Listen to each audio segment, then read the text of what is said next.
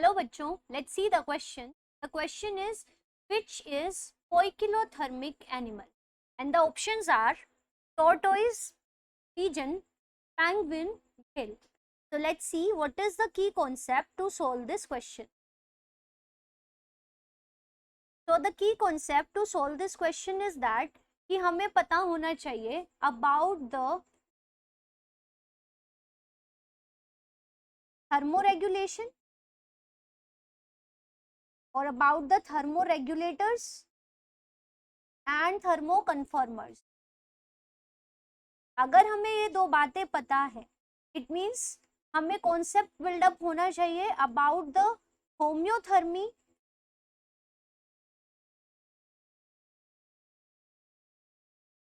And पोइकिलोथर्मी. अगर हमें ये दो वर्ड्स के मतलब पता है तो हम यहाँ पे इजीली इस क्वेश्चन को आंसर कर पाएंगे.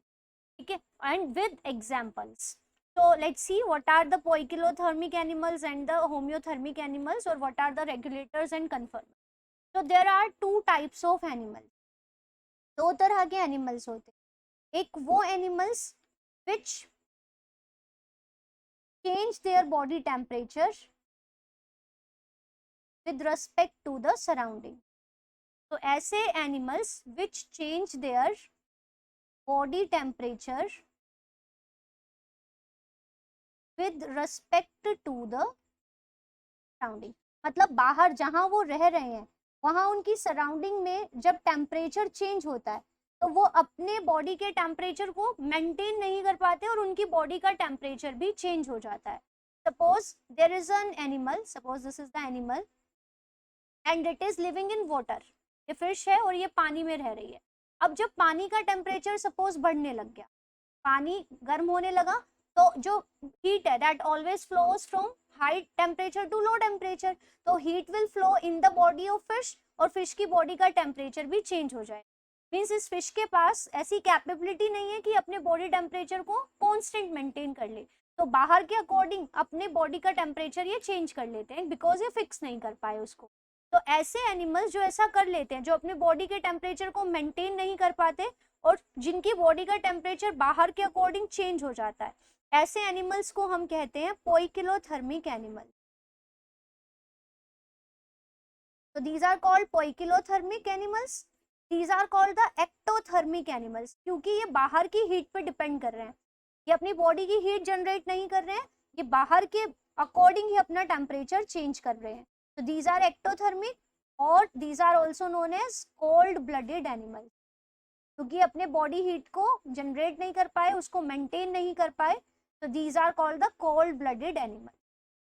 अब इस कैटेगरी में कौन आते हैं? तो इस कैटेगरी की अगर हम एग्जाम्पल्स की बात करें तो examples of this category are the, अगर वर्टिब्रेट्स की बात हम करें, because all the given options are of vertebrates, तो इस कैटेगरीज में आ जाती हैं सारी की सारी फिशेस, मतलब पाइसेस वाले मैम.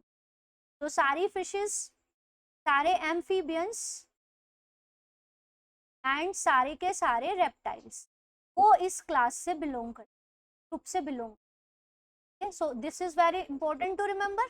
जो नेक्स्ट एनिमल्स हैं, जो दूसरी कैटेगरी है एनिमल्स की, वो कौन है? वो एनिमल्स हैं जो बाहर के अकॉर्डिंग अपना बॉडी टेम्परेचर चेंज नहीं करते. Means animals which maintain a constant body temperature. बाहर चाहे टेम्परेचर इंक्रीज हो और decrease, they will maintain their body temperature at a constant value.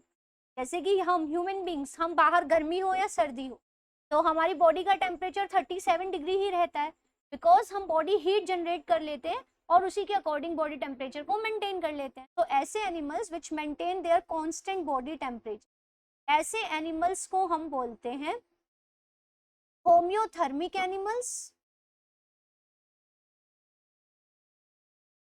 And these are also known as warm blooded animals because they generate their body heat. और इनको हम endothermic भी कहते हैं because they are dependent on the body heat.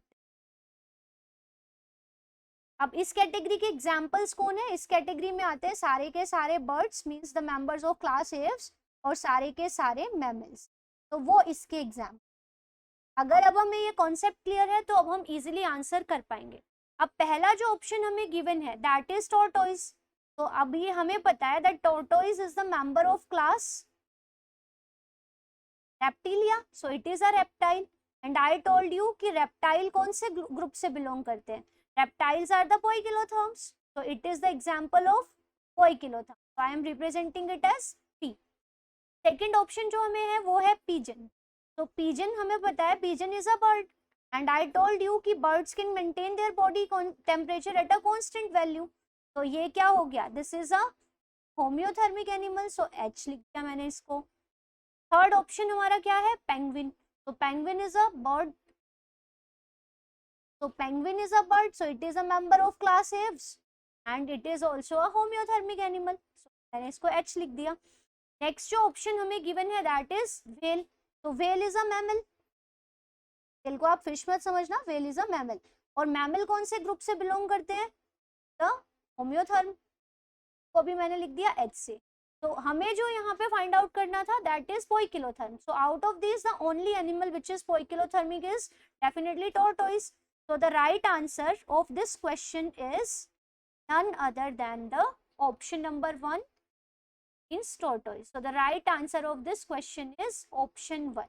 I hope you understood it well, best of luck, thank you।